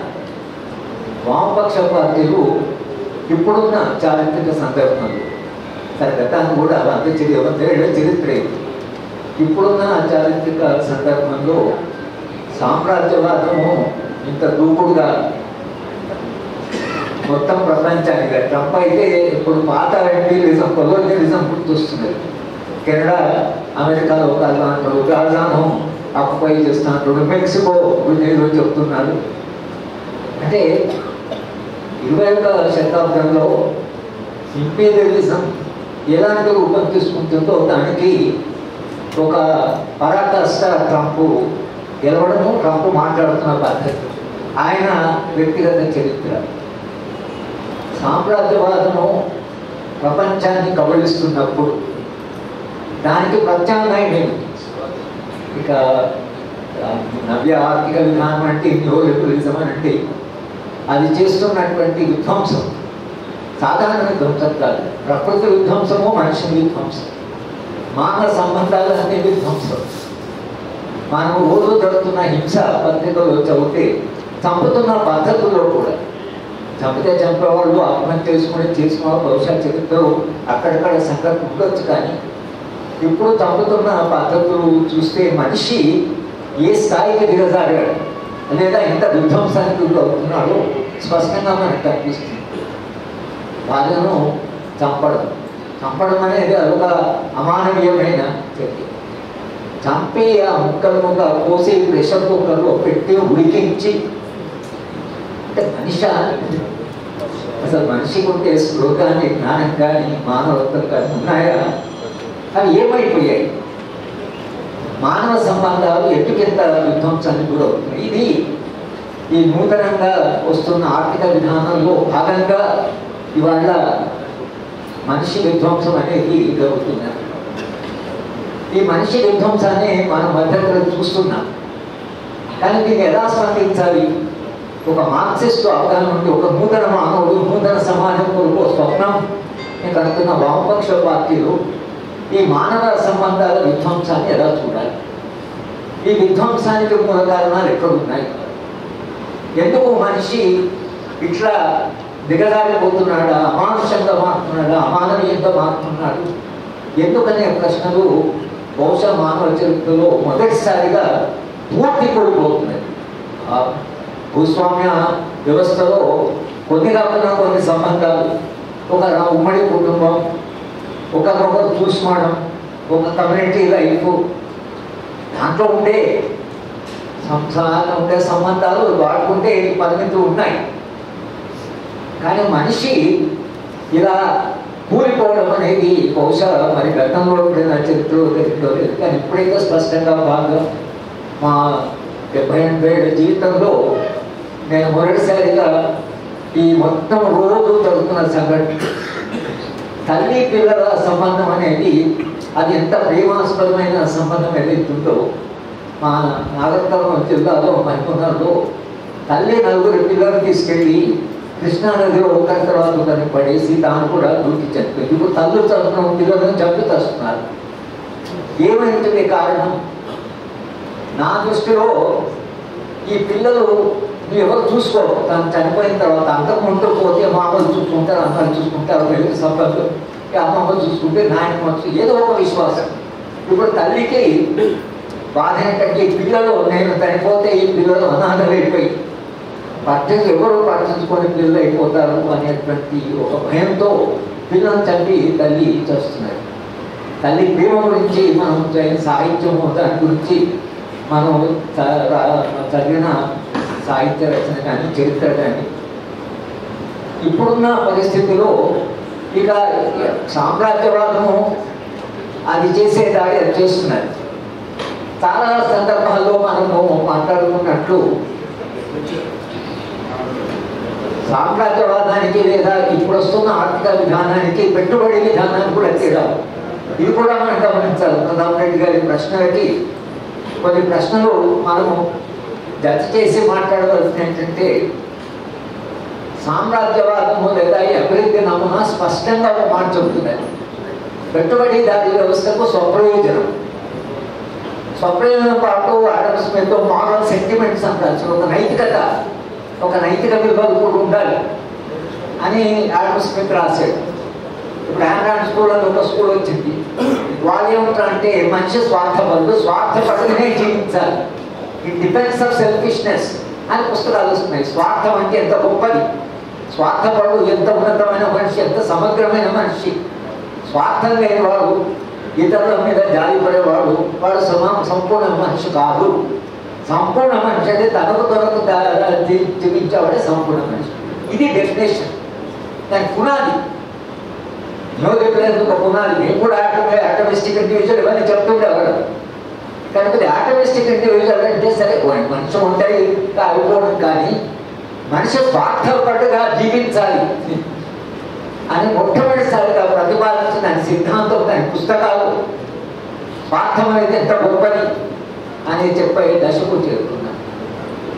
మార్క్స్ ఏమో మానవుడు సామూహిక జీవి, సంఘజీవి, సమిష్టి తత్వం, మనుషులంతా కలిసి జీవించాలి, ఒక నూతన మానవుడు, ఒక మల్టీ డైమెన్షనల్ హ్యూమన్ బీయింగ్, ఒక పార్శ్వాత్మ మనిషి, భిన్నమైన పనులు చేసి మనిషి ఆనందాన్ని పొందాలి, సంపూర్ణంగా సంతృప్తిగా మనిషి జీవించాలి. ఈ ప్రపంచంలో వచ్చి పుట్టి చనిపోయే ముందు కూడా ఎంత బాగా జీవించాను, ఎంత అర్థవంతంగా జీవించాను అని మనిషి అలా చనిపోవాలి. కానీ ప్రశ్న ఇప్పుడు ఏమైందంటే మొత్తంగా జీవించే విధానంలోనే మార్పు వచ్చి ప్రపంచం ఎందుకు వచ్చామా అనేటువంటి బాధ కలిగించేటువంటి ఒక సందర్భంలో మనం జీవిస్తున్నాం. కనుక మార్క్స్ రచనలు కానీ, మార్క్స్ చేసిన విశ్లేషణ కానీ, మార్క్స్ వెళ్ళిన పునాది కానీ ఇవాళ వాటి అవసరం బహుశా గతం కంటే ఎక్కువ. ఒక మార్క్సిస్ట్గా ప్రతాప్ రెడ్డి గారు 100 ఏళ్ల చరిత్ర చెప్పారు. ఈ 100 ఏళ్ళలో ఏం జరిగింది, ఏమేమి జరిగింది, ఎంత ఘటనలు జరిగాయి, ఎంత సంఘర్షణ ఉంది, ఎన్ని విభేదాలు ఉన్నాయి, ఎన్ని రకాల ఉద్యమాలు జరిగాయి, స్వాతంత్రోద్యమ కాలం కూడా ఎన్ని రకాల ఉద్యమాలు జరిగాయి అనేటువంటి విషయాన్ని నేను చెప్పాడు. కమ్యూనిస్టు పార్టీ కూడా 1925 ఆ ప్రాంతంలోనే రష్యన్ రెవల్యూషన్ తర్వాత వచ్చింది కమ్యూనిస్ట్ పార్టీ. ఆర్ఎస్ఎస్ కూడా అప్పుడే ప్రారంభమైంది. అంబేద్కర్ ఉద్యమం కూడా అదే కాలంలో ప్రారంభమైంది. అంబేద్కర్ ఉద్యమము అదొక ఊపు వచ్చేసి వాళ్ళు అంబేద్కర్ రిలవెన్స్ గురించి విస్తృతమైన చర్చ జరుగుతున్నది. అంబేద్కర్ గురించి ప్రతాప్ రెడ్డి గారి పుస్తకంలో ఒక పాసింగ్ రెఫరెన్స్ ఉంది. కానీ అంబేద్కర్ ఉద్యమము లేదా అంబేద్కర్ ఆలోచన విధానానికి అది రాను రాను దానికి ఒక రకమైనటువంటి స్ఫూర్తి, దానికి ఒక రకమైనటువంటి ఒక వర్గానికి లేదా అనిసవాళ్ళ వాళ్ళు అంబేద్కర్ని ఒక ఐకాన్గా తీసుకొని వాళ్ళు ముందుకు పోతున్నారు. అలాగే కమ్యూనిస్ట్ పార్టీ 64 దాకా తాము చేసే త్యాగాలు, తాము చేసిన స్వాతంత్ర పోరాటాల్లో వాళ్ళు చేసిన ఉద్యమాలు, వాళ్ళు అనుభవించినటువంటి అంటే వాళ్ళు ఎంత సంఘర్షణ పడ్డారు, తర్వాత ఎంత అంటే విధ్వంసాన్ని చూశారు, ఎంత అణచివేయబడ్డారు, ఎంతమంది ప్రాణాలు ఇచ్చారు, ఎన్ని త్యాగాలు జరిగాయి అనే ప్రస్తావన ఉంటే పుస్తకం. కానీ ఆ కమ్యూనిస్టు పార్టీలు ఏవైతే త్యాగాలు చేసి ఒక నూతన సమాజ నిర్మాణం చేస్తాము అనేటువంటి స్వప్నం ఏమైంది? ఇవాళ మనం ప్రశ్న అడిగ తప్పదు. వామపక్ష పార్టీలకే ఆ మోడల్ అథారిటీ ఉంది. ఐడియాలజికల్గా మార్క్స్ను చదివిన వాళ్ళు, మార్క్స్ను అర్థం చేసుకున్న వాళ్ళు మార్క్స్ను ఒక పార్టీ ఆ పేరు మీద వచ్చిన పార్టీ, ఆ పార్టీలు వాళ్ళ ఈ ఐడియాలజికల్ ఏదైతుందో మార్క్స్ మనిషి గురించి ఎట్లా మాట్లాడాడు, ఎలాంటి మనిషి కావాలన్నాడు అనే ప్రశ్నలు నాకు ఇప్పుడు మోస్ట్ రెలవెంట్గా అనిపిస్తున్నాయి. కానీ ఇవాళ మనం ఆలోచించే ప్రతాప్ రెడ్డి గారు ఆ జోలికి పోలేదు. కానీ ఒక మతోన్మాద పార్టీ, మతతత్వ పార్టీ 1925లో ప్రారంభంగా అధికారంలోకి వచ్చింది. 50 ఏళ్ల కమ్యూనిస్టు చరిత్ర, 100 ఏళ్ల కమ్యూనిస్ట్ చరిత్ర అని మాట్లాడుతున్నప్పుడు ఈ మావోయిస్ట్ పార్టీ 50 ఏళ్ల మావోయిస్ట్ పార్టీ అయినప్పుడు టీవీ ఛానల్లో చర్చ జరిగితే ఒక దళిత అబ్బాయి అతను చర్చకు వచ్చాడు. అబ్బాయి దళితుడే, కానీ వాళ్ళ భావజాలానికి ఆర్ఎస్ఎస్ ఆ భావజాలానికి చెందిన పీకుడు ఒకే ప్రశ్న నన్ను అడుగుతున్నాడు, మీరు మా పార్టీ లేదా తమ ఆర్ఎస్ఎస్ ఇద్దరం దాదాపు ఒకేసారి ప్రారంభమైన, మేము అధికారంకి వచ్చినాం, మీరు మొత్తం కూలిపోయారు ఎందుకు? చాలా కష్టమైన ప్రశ్న. ఎందుకు మీరు ఇంత విశ్వాసమైన మాట్లాడుతున్నాం కదా, మీ పార్టీ ఎక్కడ ఉంది, మేము ఎక్కడ ఉన్నాం? మన సమాధానం ఏంటి? మనం ఎందుకు ఎట్లా ఉన్నాం, వాళ్ళు అంత అధికారం ఎట్లా కలిగారు? అంటే ప్రతాప్ రెడ్డి గారు ఆ విశ్లేషణలోకి వెళ్ళేది. ఆయన ఒక నేరేషన్ లాగా చెప్పాడు, ఏం జరిగింది 100 ఏళ్లలో అని చెప్పాడు. కానీ ఎందుకు జరిగింది అనే దానికి ఆయన ఎక్కువగా వెళ్ళి లాస్ట్లో చివరి ప్రశ్నలు అడిగాడు చివరికి. కానీ మొత్తం విశ్లేషణలో సంఘటన చెప్తూ వెళ్ళారు. ఈ 100 ఏళ్ల చరిత్ర ఇవాళ సారి మళ్ళీ వచ్చే తరాలకి, ఇప్పుడుండే యువతరానికి ఇది చరిత్ర, కమ్యూనిస్ట్ పార్టీల చరిత్ర. ఇది ఎంత త్యాగం చేశారు, ఎంత పోరాటం చేశారు అనేది ఆయన స్పష్టంగా చెప్పారు. కానీ మనం ఎక్కడ విఫలమయ్యాం? ఒక ఉన్నతమైన మానవ ప్రత్యామ్నాయాన్ని ప్రతిపాదించి మార్క్స్ తన వ్యక్తిగత జీవితంలో అనుభవించినటువంటి బాధ అనుభవించిన ఆయన వేదన ఉందో అది మనం వర్ణించరాలి. పిల్లలు చనిపోతున్నారు, ఇళ్ల నుంచి ఎడగొట్టారు, దేశం నుంచి తరిమేశారు.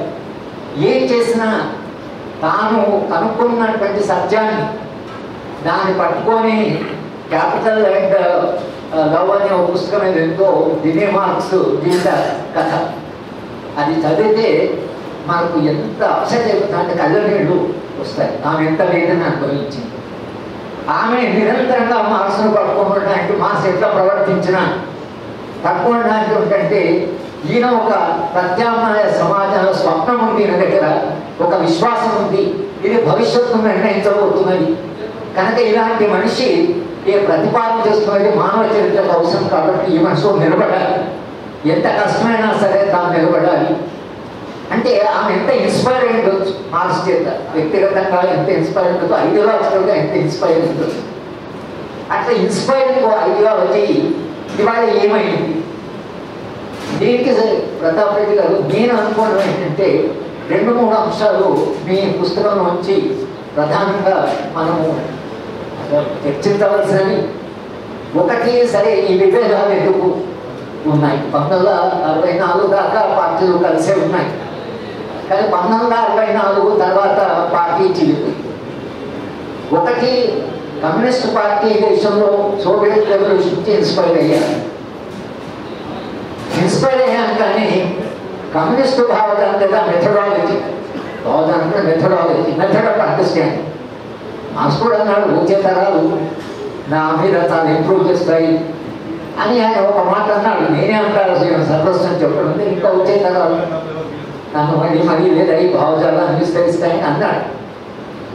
కానీ భారతదేశ కమ్యూనిస్ట్ పార్టీ చరిత్ర చూస్తే, చరిత్రలో ఒక్కసారి ప్రెసిడెంట్ వర్కర్స్ పార్టీ అని ఒక ప్రస్తావన ఉంది, కానీ వ్యవసాయ రంగాన్ని, రైతాంగాన్ని కమ్యూనిస్ట్ పార్టీ ఎక్కడో ఒక చోట ఎంత సీరియస్గా పట్టించుకోవాలో అంత సీరియస్గా మనం పట్టించుకోలేదు అని అక్కడ అది మావోయిస్టులు పట్టగలిగారు. ప్రెసిడెంట్లీ కూడా రెవల్యూషనరీ పొలిటిషియల్ ఉంటుందని మావో పట్టగలిగారు. కానీ మన దేశంలో వామపక్ష పార్టీ ఇది వర్కర్స్ అనేటువంటి దాంట్లో అందుకని బాంబే వర్కర్స్ స్ట్రైక్ మనకు చాలా మీద మన ట్రేడ్ యూనియన్స్ మీద వర్కర్స్ మీద మనకు చాలా విశ్వాసం. కానీ వాళ్ళ సంఖ్య ఎంత? వాళ్ళు అర్బన్ బేస్డ్ సంఖ్య వాళ్ళు ఎంత?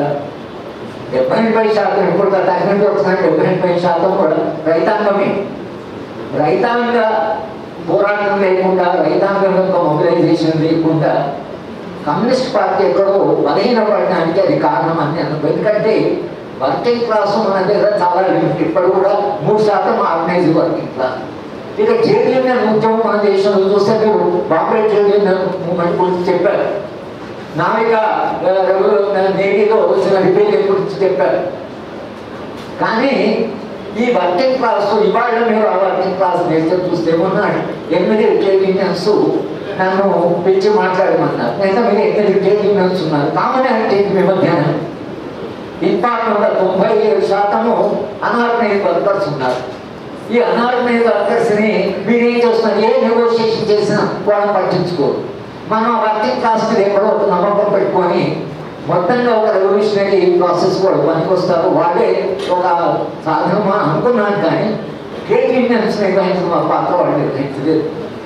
రైతాంగ పోరాటాలు వాళ్ళు అనుభవిస్తున్నటువంటి బాధలు, కష్టాలు, కరువు, అప్పులు అది నిరంతరంగా మేము అగ్రికల్చర్ ఎకనామిక్స్ 1960లో చదివేటప్పుడు ఫార్మర్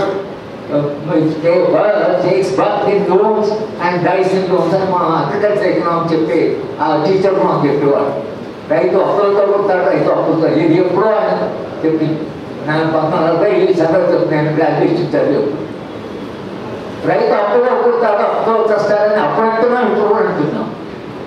రైతాంగానికి ఉండేటువంటి ఆ సమస్యలు ఏవైతున్నాయో వాళ్ళని మొబిలైజ్ చేయడం అనేది ఎందుకు వామపక్ష పార్టీలు విస్మరించాయి అన్నది ఒక కారణం.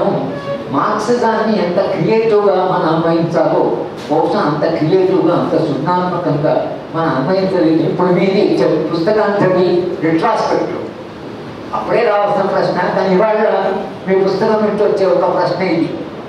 రెండవది బహుశా శ్రీనివాస్ గారు నాకంటే ఇంకా బాగా చెప్పగలరు. ఒకటి, కల్చర్ను పూర్తిగా ఇగ్నోర్ చేయడం, సాంస్కృతిక విలువల్ని, మతాన్ని, మత విశ్వాసాలని, మూఢ నమ్మకాలని వీటిని పూర్తిగా మనం విస్మరించాం.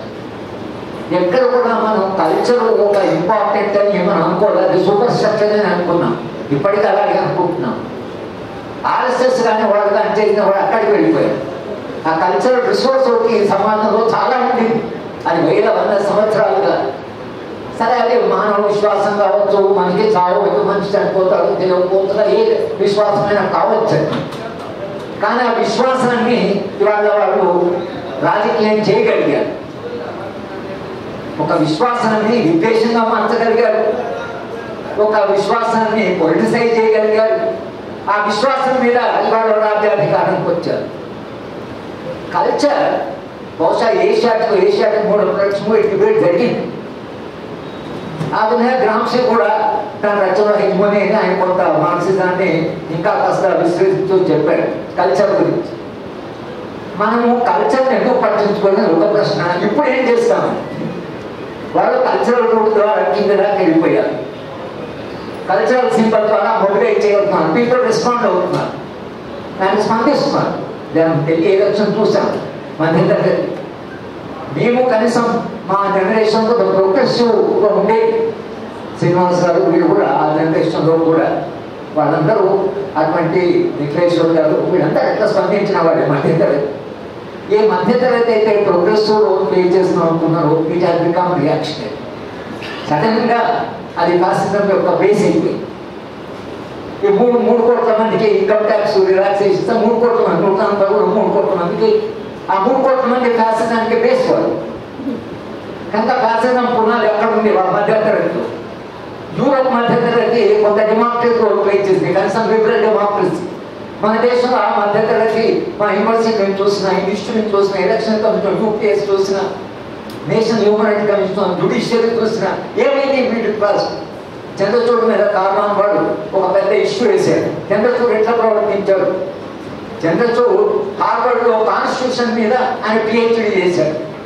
రాజ్యాంగం మీద పిహెచ్డీ చేశాడు కాబట్టి ఆయన చీఫ్ జస్టిస్ అయితే ఆయన రాజ్యాంగ విలువల మీద సమగ్రమైన అవగాహన ఉంది కాబట్టి రాజ్యాంగాన్ని కాపాడతాను మనం అనుకున్నాం. మనము చంద్రచూడ్ 2.5 సంవత్సరాలు ఏం చేశాడు? భీమా కోరేగాం కేసులో చంద్రచూడ్ డిసెంటింగ్ నోట్ రాశాడు. రాష్ట్రం డిసెంట్ అనేది చాలా అవసరం, అది లేకపోతే ప్రెషర్ కుక్కర్ లాగా పేలిపోతుంది అని రాశాడు. Bhima Koregaon judgement, dissenting judgement. Chief justice ఏం చేశాడు? 2.5 సంవత్సరాలు దాని ట్రయల్ కూడా ప్రారంభించలేదు. ఎందుకు చంద్రచూడ్ అట్లా అయిపోయాడు? చదువుకున్నవాడు, హార్వర్డ్లో పరిశోధన చేసినవాడు, కాన్స్టిట్యూషన్ పనిచేసినవాడు. చీఫ్ ఎలక్షన్ కమిషన్ మెంబర్స్ ని అపాయింట్ చేయడంలో చీఫ్ జస్టిస్ తీసి పారేసిన ప్రొటెస్ట్ లేదు. జ్యుడిషియల్ నుంచి బయట కూడా ప్రొటెస్ట్ లేదు. ఎలక్షన్ కమిషన్ లో చీఫ్ జస్టిస్ మీరు ఎందుకు తీసేశారు అంటే మీ అర్థమైంది. మీరు హోమ్ మినిస్టర్ పెట్టుకున్నారు, ఎవరి చీఫ్ జస్టిస్ ప్లేస్ పెట్టుకొని చేస్తే ఈ ఇన్స్టిట్యూషన్స్ అన్ని ఈ మధ్యతరగతి ఏవైతే మేనేజ్ చేయాలో వాళ్ళు కంప్లీట్గా క్రైసిస్లో పడిపోయారు. వామపక్ష పార్టీలు లిబరల్ డెమోక్రసీ కొలాప్స్ అవుతున్నాయి, రాసిజం పెరుగుతున్నాయి, మానవ సంబంధాలు కొలాప్స్ అవుతున్నాయి, రైతాంగం విపరీతమైన సంక్షోభంలో ఉంది. ఇప్పుడున్న ఈ పరిస్థితికి ఆల్టర్నేటివ్ ఏమిటి? నా దృష్టిలో వామపక్ష ఉద్యమం తప్పించి, వామపక్ష అవగాహన తప్పించి దీనికి వేరే ఆల్టర్నేటివ్. ఇక మిగతా పార్టీలన్నీ కన్ఫ్యూజన్లో పడిపోయే ఐడెంటిటీ పార్టీ. తెలంగాణ చూసాం, తెలంగాణ ఉద్యమంలో మేము కూడా పాల్గొన్నాం. తెలంగాణ వచ్చింది ఏమైంది? తెలంగాణ ఐడియాలజికల్ పర్స్పెక్టివ్ లేకుండా ఎటువంటి తెలంగాణ అనేది ఇప్పుడు మనం తెలంగాణ తెచ్చుకున్నాం. అది మొత్తంగా మీరు దేశంలో ఉండే అన్ని రాజకీయ పార్టీలను గమనిస్తే ఇవాళ రాహుల్ గాంధీ కూడా రాజ్యాంగాన్ని పట్టుకున్నాడు. కానీ రాజ్యాంగంలో దాని స్ఫూర్తి ఏమిటి? మార్క్సిస్ట్ ప్రభావంతో రాజ్యాంగంలో పార్ట్ 4 కాన్స్టిట్యూషన్ స్పష్టంగా ఉంది. మార్క్సిస్ట్ భాష ఉంది రాజ్యాంగంలో. అన్ని రకాల అసమానతలు తగ్గిస్తాం, ఆర్థికంగా, సామాజికంగా, అంతస్తుల్లో, అవకాశాలు అన్ని అసమానత తగ్గిస్తాం. అది ఒకటి. రెండవది means of production. Marx use చేసిన terminology should not be monopolise, wealth should not become detrimental to common good. మానవ సమాజ అభివృద్ధికి సంపద హానికరం కాకూడదు, సంపద ఎవరి చేతి కూడా కేంద్రీకృతం కాకూడదు. ఇది మార్క్స్ కాబట్టి ఏం చేస్తుంది? రాజ్యాంగం ఉంది. మరి రాజ్యాంగంలో ఉంటే ఆ రాజ్యాంగాన్ని పడుతున్న రాహుల్ గాంధీ గారికి ఇంత స్పష్టమైన అవగాహన ఉందా? రేపు నిజంగానే వాళ్ళకి ఒక అవకాశం వచ్చింది అనుకోండి. ఆయన ఎక్కడో చెప్పాడు, మా అదానిని మీ తెలంగాణ వాళ్ళు కూడా చూస్తున్నారు అంటే నేను క్యాపిటలిజానికి వ్యతిరేకం కాదు, మొనోపలి క్యాపిటలిజానికి వ్యతిరేకం అన్నాడు. ఆనెస్ట్గానే చెప్పాడు. కానీ ఆయన ఏమో ఆల్టర్నేటివ్ మోడల్ని ప్రపోజ్ చేయడానికి ఉన్న మోడల్లో మాడిఫికేషన్ చేస్తూ కొంచెం ఇంకా కష్టాలు మేము డెమోక్రటీ ఉంటాము అని మాత్రం అదే మనకు ఆశగా అనిపిస్తున్నాయి. మేము రాహుల్ గాంధీ కలిసాం, శ్రీనివాస్ గారు మేము అందరూ కలిసాను. శ్రీనివాస్ తర్వాత ఒక రాష్ట్రం కూడా రాశారు. రాహుల్ గాంధీ చూస్తే మనకు రిఫ్రెషింగ్ అనిపిస్తుంటే సపరేట్ క్లైమేట్. ఆ బయట చాలా సపరేట్ ఉంటే ఈ మనిషి దగ్గరికి వెళితే కొంత హాయిగా ఉన్నాడు, వింటున్నాడు, మాట్లాడుతున్నాడు, వాదిస్తున్నాడు, కొన్ని విషయాలు మాట్లాడితే మనకు హాయిగానే అనిపిస్తున్నది. కాంగ్రెస్ పార్టీ నియోజకవర్గం తీసుకొచ్చింది. కానీ కాంగ్రెస్ పార్టీ నియోజకవర్గం తీసుకొచ్చినప్పుడు నేను వరుసగా వ్యాసాలు రాసి వచ్చాను. ఈ నియోజకవర్గం ఎంత ప్రమాదమని. 2009లో నేను ఒక వ్యాసం రాశాను, human rights, terrorism and human rights, history of repressive laws in India, economic political కూడా రాస్తున్నారు. ఈ మధ్యన నేను నా వ్యాసాన్ని చదువుతుంటే నా వ్యాసంలో ఒక ఫుట్ నోట్లో 2009లో నేను రాసిన ఆర్టికల్లో ఇక మన్మోహన్ సింగ్ చిదంబరం పాత్ర అయిపోతుందని నరేంద్ర మోడీ ఆల్టర్నేటివ్ కాబోతున్నాడు. నాకే ఆశ్చర్యం రాశాను నేను. అంటే అనాలిసిస్ చేద్దాం నాకు అది 13 నేను రాశాను. ఫుట్ నోట్ సిద్ధున్నది 2009లో నేను రాసిన రాష్ట్రంలో నరేంద్ర మోడీ ఎందుకంటే 2002 తర్వాత రూట్లెస్గా నిర్దాక్షిణ్యంగా కావాల్సిన ఒక ప్రధానమంత్రి వాడు కావాల్సి వచ్చింది. కనుక ఆయన చేశాడు, ఆయన తీసుకొచ్చారు. మనము ఇప్పుడు ఆ నియోలిబరలిజం వస్తున్న సందర్భంలో వామపక్ష పార్టీలు ఇది ఈ దేశానికి చాలా ప్రమాదం, మనం యునైటివ్ కోఆర్డినేటివ్ మోడల్ని ప్రపోజ్ చేయాలి అని మార్క్సిస్టు డైరెక్టివ్స్ ద్వారా సమాజాన్ని విశ్లేషించి మనం ఒక యాక్సెప్టబుల్ మోడల్ని సమాజంలో తీసుకుపోవచ్చు. ప్రతాప్ రెడ్డి గారు కూడా రాశారు, పార్టీ ఒక దశలో మనకు రాజ్యాధికారం కాదు, ప్రభుత్వం కాదు, చైతన్యం చాలా ఇంపార్టెంట్ అని ఒక దశలో అనుకున్నారు. మానవ చైతన్యాన్ని మార్చాలి అని ఒక దశలో పార్టీ ఆలోచించింది. మనకి ఇప్పుడు అధికారం కాదు కావాల్సిన, మానవ చైతన్యం పెంచడం అని కరెక్ట్ ఫార్ములేషన్. ఒక రకంగా అధికారానికి వస్తే ఇంకా అధికారానికి ఉండేటువంటి అన్ని లిమిటేషన్స్ ఉంటాయి. కానీ మానవ చైతన్యాన్ని పెంచడానికి వామపక్ష పార్టీలు ఏమి చేశాయి, మనం ఏం ప్రయత్నం చేశాము, ఎందుకు మనం విఫలమయ్యాము అనే ప్రశ్న ఏంటో ఇప్పుడు మనం తప్పకుండా అడగవలసిన ప్రశ్న. చైతన్యాన్ని పెంచుతాం. ఇప్పుడు సమాజము పాల్పయ్యేది రాశారు, భారతదేశం అర్ధ చైతన్య సమాజంలో సెమీ ఇన్కాన్స్టిట్యూట్ కండిషన్ అంటారు.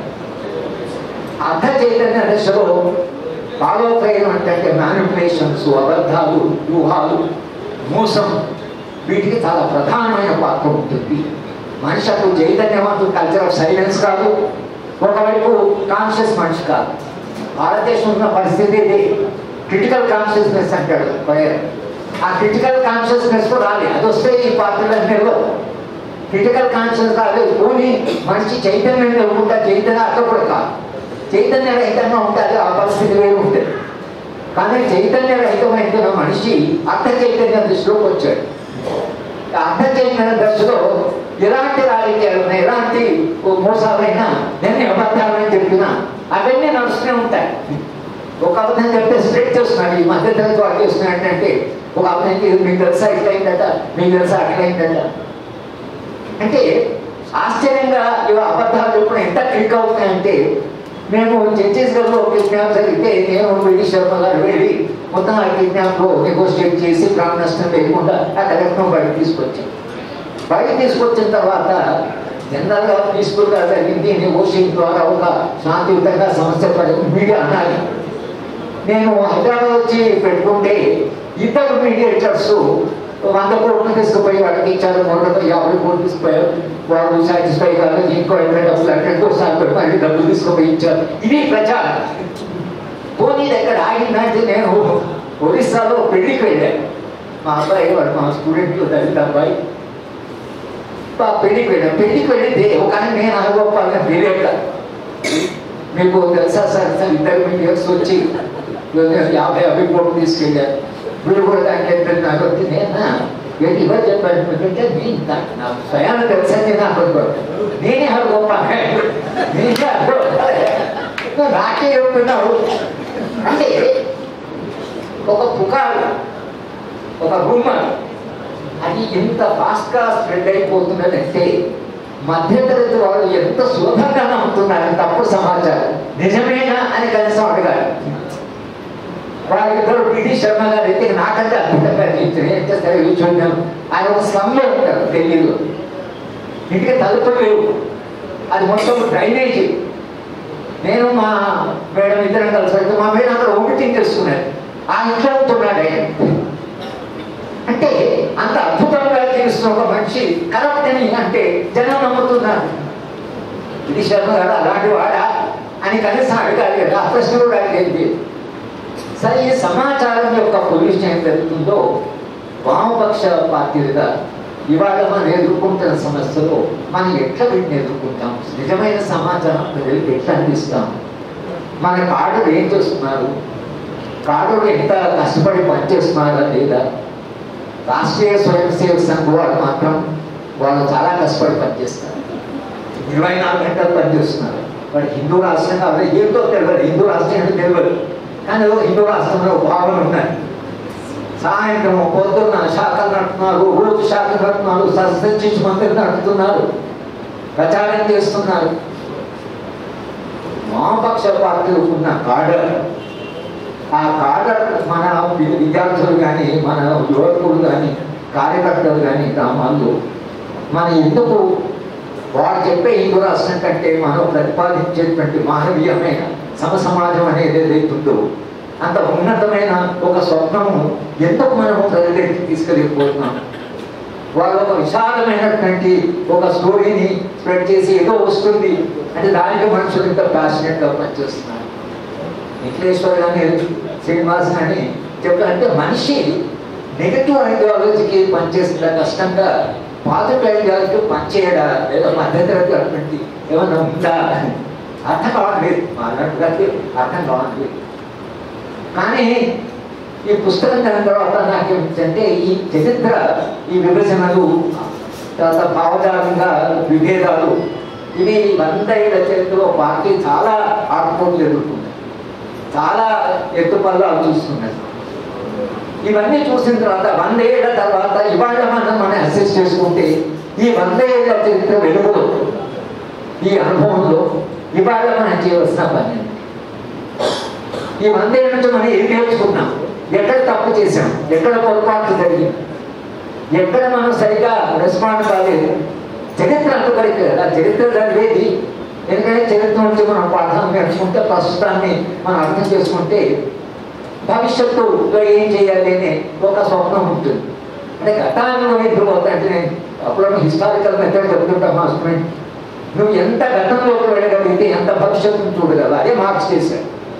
చరిత్రని ఆదిమ మానవుడు పోయి ఆధునిక మానవుడుగా ఒక మానవీయ మానవుడు దాకా ఒక సుదీర్ఘ ప్రయాణం మార్క్స్ రాసిన రచనలు. ఆ సుదీర్ఘమైనటువంటి ఆయన చారిత్రకమైన విశ్లేషణ ఏదైతుందో ఆ విశ్లేషణ వెలుగులో ఇవాళ మన చుట్టూ ఉండేటువంటి సమాజాన్ని చూస్తే, ఈ సమాజంలో సంక్షోభాన్ని చూస్తే దీనికి జవాబు మార్క్స్ దగ్గరే ఉంటేనే నేను కూడా సంపూర్ణంగా విశ్వసిస్తున్నాను. మార్క్స్ లిమిటేషన్ లేదు, మార్క్స్ కూడా నేను అంతా చెప్తున్నాను. మార్క్స్ ఇంకా కొంత బ్రతుకుంటే కల్చర్ మీద రాయాలనుకున్నాడు ఆయన. ఇంకొక ప్రాజెక్ట్ ఉంది, మార్క్స్ కల్చర్ మీద రాస్తే ఎట్లా ఉండేదో మనకు తెలియదు. కానీ అంత సమయం లేకపోయినా క్యాపిటల్ వాల్యూ కూడా అన్ని కొంత 7 ఏళ్ళు పట్టింది, సర్ప్లస్ వాల్యూ నేను కనుక్కోవాలి కదా. తీరుకంటే బాధలు కూడా ఆరోగ్యం బాధలు కూడా ఉన్నాయి, కానీ కష్టాలు. కానీ కల్చర్ అనేది ఏదైతుందో అది సూపర్ స్ట్రక్చర్ బేస్ అనేటువంటి దాంట్లో చాలా చర్చ మార్క్స్లో జరుగుతున్నాయి. కానీ ప్రతాప్ రెడ్డి గారు పుస్తకం ఇవాళ ఎవరైనా చదివినా వామపక్ష పార్టీని దాన్ని చర్చ పెట్టి ఈ 100 ఏళ్లలో ఎక్కడెక్కడ మనం ఆడుకోవడం గురయ్యాం, ఎందుకు గురయ్యాం, అంతర్జాతీయంగా కమ్యూనిస్ట్ పార్టీ వచ్చిన పేరు గురించి సార్ రాశారు, చైనా రష్యాకు వచ్చిన పేరు. కానీ చైనా రాష్ట్రాలు కూడా వెనక్కిపోయి ఇవాళ రాష్ట్రాన్ని ఉక్రెయిన్ మీద పడ్డది. చైనా చాలా ఆశ్చర్యంగా షాంఘై బ్రిక్స్ కాన్ఫరెన్స్ వెళ్ళాము మేము. ప్రతి ఒక్క పిల్లలు ఇక్కడ గ్రాడ్యుయేట్ స్టూడెంట్స్ మమ్మల్ని అవి చైనా షాంఘై చూపించడానికి వచ్చారు. ఓ గార్డెన్ తీసుకుపోతే నేను అడిగి మావో చెట్టు ఉంది, మీరు ఏమేమి చదువుతున్నారు అని అడిగాను. మావోయో అని అడిగాను. ఇది మావోయో, ఈ అమ్మాయి అడుగుతున్నాడు మావోయో అని. అదే మామూలు చేయడం అంటే సార్ మాకేంటి అది కరెన్సీ మీద ఆ మామూలు ఫోటో ఉంది, వాళ్ళ కరెన్సీ మీద. నేను ఆ కరెన్సీ తీసుకుంటే ఎవరు ఓ చైర్మన్ మావో, వాళ్ళు చైర్మన్ మావో అన్నాను అని. మీరు ఏం చదువుతున్నారంటే కానీ నాట్ రెలవెంట్, నేను ఎడ్యుకేషన్ చదువుతున్నా, నాది నాట్ రెలవెంట్. నేను అకౌంట్స్ మీద రాసిన ఇంకో ఫిలాసఫీ ఏమో ఆయన ఏం రాసిన అంటే మావో సెకండ్ని మొత్తం సమాజాన్ని మార్చిన వాడు. ఇండియాలో అలా ఉందా. కానీ ఈ విధానం ఎప్పుడైతే ఈ వాళ్ళు క్యాపిటల్ పార్టీ చూస్ చేసుకున్నారో మామో మెమరీ కూడా నేను ఒక ప్రొఫెసర్ అడిగాను. మామూలు పిల్లలు తెలియకుండా నటిస్తారు, ఇంత త్యాగం చేసి ఇంత త్యాగాలతో వచ్చిన సమాన్ని ఇన్స్పైర్ చేశారు. మా దేశం పొద్దున దేశానికి దాకా మావో గురించి మాట్లాడుతున్నారు, మావోయిస్ట్ మూవ్మెంట్ అంటున్నారు. మీరు మావో తెలవడం లేదంటే ఆ ప్రొఫెసర్ నాకు బయట పెద్ద మావోయిస్ట్ విగ్రహం యూనివర్సిటీ, ఈ విగ్రహం ఏమంటే అంటే ఏమైపోతుంది ఈ విగ్రహం ఏమంటే అక్కడ మేము ఏం చేయాలన్నాడు. అంటే చైనాలో కానీ రష్యాలో కానీ ఈ వచ్చిన మార్పులు ఏవైతున్నాయి కూడా ఎందుకు వచ్చినాయి, ఎక్కడ వైఫల్యం చెందారు కూడా ఇది ఆలోచించవలసిన సమయం. అంటే ఒక రకంగా చరిత్రను మదించి, చరిత్రను విశ్లేషించి, చరిత్ర లోటుపాట్లకు వెళ్ళి గత అనుభవాలను దృష్టిలో పెట్టుకొని ఆ వెలుగులో ఇవాళ మనం ఒక సమగ్రమైనటువంటి ఆలోచన చేయవలసిన సందర్భం ఇది. భవిష్యత్ తరాలకి మనమైనా చేయగలిగితే కనీసం స్వప్నాన్ని నిలబెట్టడమైనా చేయవలసిన పని. ప్రతాప్ రెడ్డి గారి పుస్తకం ఒక రకంగా చరిత్రను అందించి ఇదే గతంలో ఏదో జరిగింది అని వారు ఒకసారి చెప్పారు, చెప్పవలసిన సమయంలో చెప్పారు. కనుక ఆయన చేసిన కృషిని అభినందిస్తూ ముఖ్యంగా ఎస్పీ గారు, భారతి గారు ఆయన వెంటబడి ఈ పుస్తకం రాయించారు. వాళ్ళిద్దరు కూడా అభినందన చెప్పి పుస్తకాన్ని ఆవిష్కరించే అవకాశం నాకు ఇచ్చినట్టు